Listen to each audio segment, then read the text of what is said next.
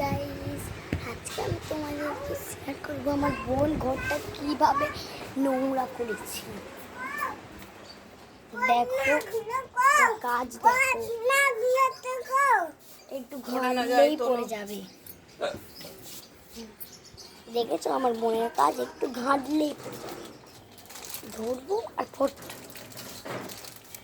ফোনটা করছি, দুষ্টু হয়েছে।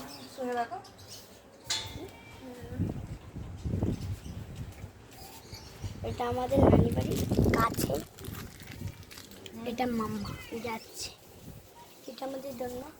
এটা আমি কি করি, ওইটা আমার দাদা নায়াকে ভালোবাসে।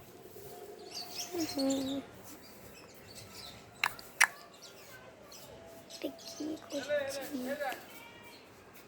এলে এলেই দেখ।